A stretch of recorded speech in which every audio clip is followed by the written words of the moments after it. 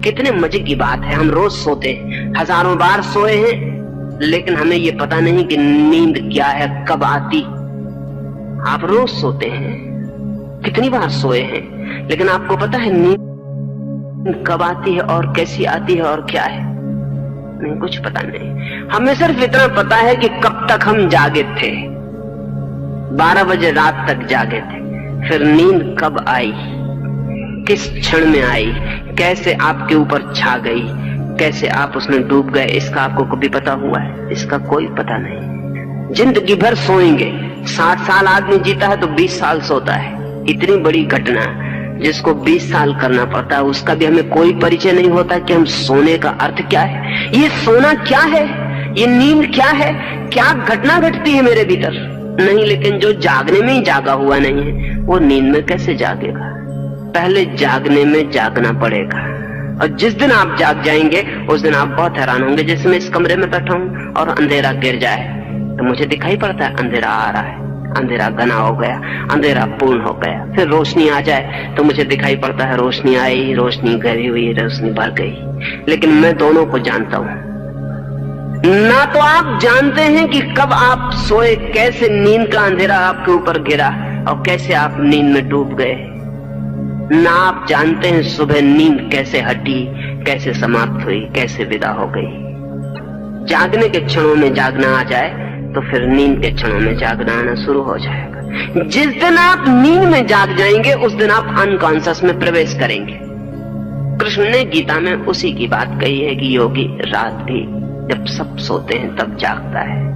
वो दूसरा चरण है। नींद में अगर आप जाग गए तो आप बहुत हैरान हो जाएंगे, इतने हैरान होंगे कि आपकी पूरी जिंदगी बदल जाएगी। अगर आप रात में नींद में जागे हुए सो सके, जो कि एक मिरेकल है, एक बहुत अद्भुत चमत्कारपूर्ण घटना है। जिस दिन आप सोए और जागे एक साथ, भीतर जागे और बाहर सोए रहे, उस दिन सुबह आप इतने ताजे उठेंगे जैसी ताजगी का आपको कभी भी पता नहीं। उस ताजगी का शरीर से कोई संबंध नहीं, उस ताजगी का बहुत गहरे में आत्मा से संबंध हो जाता है। जिस दिन आप जागे हुए सो सकेंगे उस दिन आपके स्वप्न तिरोहित होने लगेंगे, क्योंकि आप स्वप्नों के प्रति जाग जाएंगे। ऐसा नहीं कि बाद में पता चलेगा कि मुझे स्वप्न आया। जब स्वप्न आ रहा है तभी आप जानेंगे कि स्वप्न आ रहा है। बुद्ध के पास आनंद वर्षों तक रहा है। एक दिन उसने पूछा कि बड़ी मुसीबत मालूम पड़ती है, कभी कभी रात मुझे नींद नहीं आती तो मैं आपको देखता रहता हूँ, आप जिस करवट सोते हैं उसी करवट सोए रहते हैं, हाथ भी नहीं हिलाते, पैर भी नहीं बदलते, जिस व्यवस्था में सांझ सिर रखते हैं वैसा ही रात भर रखे रहते हैं। हैरानी होती है, मुझे तो बहुत करवट बदलनी पड़ती, मुझे तो बहुत हाथ पैर हिलाना पड़ता है। बुद्ध ने कहा, तुझे पता रहता है कि तू हाथ पैर हिला रहा, करवट बदल रहा? हाँ, उन्होंने कहा कुछ पता नहीं रहता, सुबह पता चलता है कि जैसा सोया था वैसा नहीं सोया हूँ, सिर कहीं था कहीं पहुंच गया। नींद में कैसे पता चल सकता है? बुद्ध ने कहा, मैं जानता हुआ सोता हूँ, मैं जानता हुआ ही सोया रहता हूँ। जहां हाथ रखा था वहीं हाथ रहता है जब तक मैं ना हटाऊं। हाथ अपने से हट जाए तो मेरी मालकियत गई, फिर मैं मालिक न रहा। तो आनंद ने कहा, क्या आप रात में भी जागे हुए सोते हैं? बुद्ध ने कहा कि निश्चित ही, क्योंकि मैं दिन में जागा हुआ जागता हूँ इसलिए रात में जागा हुआ सोने का अधिकारी हो गया। जब तक आप दिन में सोए हुए जागेंगे तब तक तो संभावना नहीं है कि आप जागे हुए सो सके। जब जागने में सोए रहते हैं तब सोने में तो सोए ही रहेंगे। जागने में जागना शुरू करना पड़ेगा, वहीं से प्रमाद तोड़े। अप्रमाद साधना का सूत्र है, अप्रमाद साधना है। 4 दिन जो बात मैंने आपसे की, अहिंसा वो परिणाम है, हिंसा स्थिति है, अपरिग्रह वो परिणाम है, परिग्रह स्थिति है, अचौर्य वो परिणाम है, चौर्य चोरी स्थिति है, अकाम वो परिणाम है, काम वासना कामना स्थिति है। इस स्थिति को परिणाम तक बदलने के बीच जो सूत्र है वो है अप्रमाद, अवेयरनेस, रिमेम्बरिंग, स्मरण। प्रत्येक क्रिया स्मरण पूर्वक हो और प्रत्येक क्रिया होश पूर्वक हो, और एक भी क्रिया ऐसी ना हो जो कि बेहोशी में हो रही, तो बस आपकी धर्म यात्रा शुरू हो जाती, आप नीचे उतरने लगेंगे। और सूत्र वही रहेगा। जब नीचे के दूसरे खंड में पहुंचेंगे तब उसकी क्रियाओं के प्रति फिर अप्रमाद। जब उसकी पूरी क्रियाओं के प्रति जाग जाएंगे तो और नीचे पहुंचेंगे, उसके प्रति अप्रमाद। और जितने नीचे पहुंचेंगे उतने ऊपर पहुंचते चले जाएंगे। जिस दिन कोई अपने पाताल की आखिरी परत को छू लेता है उसी दिन अपनी आत्मा की आखिरी अमृत की परत उसे उपलब्ध हो जाती है। जाएं पाताल में ताकि पहुंच सके मोक्ष में, उतरे गहरे ताकि छू सके ऊंचाई को, छुए नरक को ताकि उपलब्ध हो सके स्वर्ग। जाएं अंधकार में गहरे और गहरे ताकि प्रकाश को पाने की पात्रता मिल सके। अप्रमाद से और अप्रमाद के अतिरिक्त और किसी बात से नहीं ये संभव होता है। दुनिया में चाहे कहीं भी कुछ कहा गया हो, चाहे जीसस ने कुछ कहा हो, चाहे बुद्ध ने, चाहे महावीर ने, चाहे कृष्ण ने, वो सभी का सब अप्रमाद जैसे छोटे से शब्द में समा जाता है। कृष्ण कहते हैं नींद में भी जागो, जीसस कहते हैं जागे रहो क्योंकि पता नहीं वो कब आ जाए। ऐसा ना हो कि तुम सोए रहो और वो आए परमात्मा और तुम्हें सोया पाए और लौट जाए। जागो और प्रतीक्षा करो, बी अवेयर एंड अवेटिंग।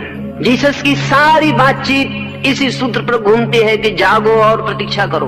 और महावीर का पूरी जिंदगी का प्रवचन एक ही बात को बार बार दोहराता है, होश पूर्वक, विवेक पूर्वक, अप्रमाद से जियो, मूर्छा नहीं। 2-3 सूत्र और अपनी बात में पूरी करूं। पहला सूत्र, ठीक से समझ लेना कि आप सोए हुए हैं। समझाने की कोशिश मत करना अपने को कि मैं सोया हुआ नहीं हूं। जस्टिफाई मत करना अपने को कि मैं सोया हुआ नहीं हूं। मन कहेगा कि मैं और सोया हुआ, दूसरे सोए हुए होंगे, मैं जागा हुआ आदमी हूं। मैं और सोया हुआ, शास्त्र पढ़ता हूं, सोए हुए कैसे पढ़ सकता हूं? आत्मा परमात्मा है ऐसा जानता हूं, सोए हुए कैसे जान सकता हूं? नहीं, मैं सोया हुआ नहीं, दूसरे सोए हुए। सोया हुआ आदमी सदा दूसरों को सोया हुआ टाल के अपने को जागा हुआ मान लेता है। ये नींद को बचाने का उपाय है, इस सेफ्टी मेजर है नींद का। और नींद के अपने उपाय हैं बचने के। ध्यान रखना, नींद टूटने से बचना चाहती है। नींद सब तरह का इंतजाम करती है कि टूट न जाए। अगर आप रात भूखे सो गए हैं तो नींद अपने को बचाने के लिए भोजन देती है आपको सपने में। अगर सपने में भोजन न मिले तो नींद टूट जाएगी, तो नींद इंतजाम करती है कि भोजन ले लो, झूठा सही, क्योंकि नींद झूठी चीजें दे सकती है, नींद सच्ची चीजें नहीं दे सकती। भूखे आदमी को सपने में निमंत्रण दिलवा देती नींद के सम्राट के घर आज भोज है और आपको निमंत्रण मिला है। और जो उस आदमी ने जिंदगी में कभी नहीं खाया वो नींद उसके सामने रख देती। ये नींद अपने को बचा रही है। आपको पेशाब लगी है नींद में तो नींद कहेगी कि बाथरूम में चले जाओ, नींद में ही चले जाओ, उठने की कोई, उठने में नींद टूट जाएगी। आपने अलार्म भरा है 4 बजे उठने का, अलार्म की घंटी बजती, नींद कहती है घंटी नहीं, मंदिर का घंटा बज रहा, आराम से सो रहो। नींद अपने सेफ्टी मेजर बनाए हुए है। नींद ने इंतजाम किया हुआ है कि टूट ना जाए।